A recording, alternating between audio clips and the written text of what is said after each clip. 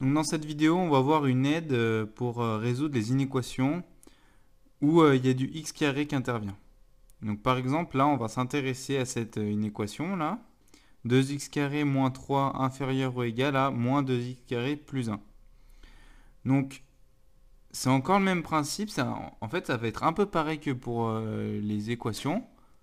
Et bien là, on va pas se poser trop de questions, on va faire un peu la même méthode que pour les inéquations en temps général.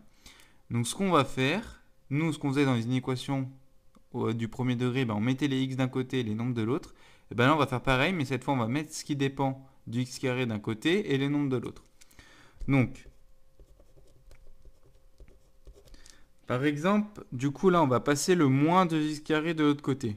Du coup, vu qu'on le fait passer de l'autre côté, on doit faire plus 2x carré de chaque côté. Et du coup, en le passant de l'autre côté, ça nous fait plus 2x carré. Donc on a 2x carré plus 2x carré. Ensuite, le moins 3, on le fait passer de l'autre côté. Vu qu'on le fait passer de l'autre côté, on doit faire plus 3 de chaque côté. Et donc, à droite, on a 1 plus 3. Ensuite, on regroupe 2x carré plus 2x carré. Bah, ça fait 4x carré. Vous allez juste vous dire, par exemple, 2 torchons plus 2 torchons, ça fait combien de torchons? Bah, ça m'en fait 4.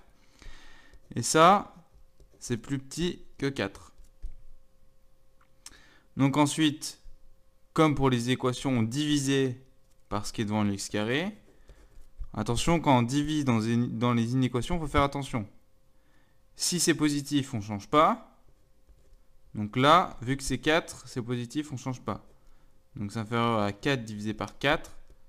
Donc x carré inférieur ou égal à 1. Il faut faire attention.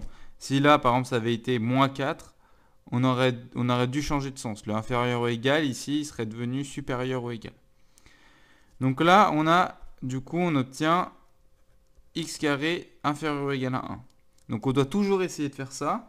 On doit toujours, donc là je reprends mon cours, on doit toujours essayer de se ramener sous la forme x carré inférieur ou égal à k ou x carré supérieur ou égal à k.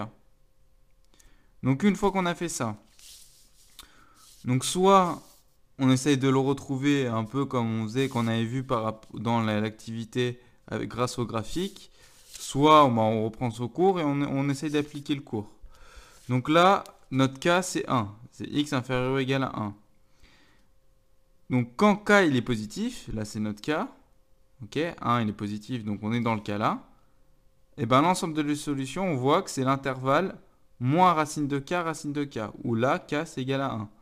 Du coup, l'ensemble des solutions qui vérifient x carré plus petit que 1, c'est l'intervalle moins racine de 1, racine de 1, et vu que racine de 1 c'est égal à 1, l'intervalle c'est moins 1, 1. Donc, l'ensemble de solutions, du coup, donc on note S, c'est l'intervalle,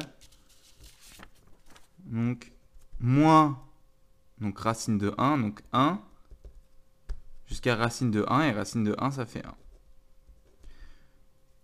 Donc ça veut dire que les nombres qui vérifient x carré inférieur ou égal à 1, c'est tous les nombres dans cet intervalle. Tous les nombres dans l'intervalle moins 1. Donc tous les nombres compris entre moins 1 et 1.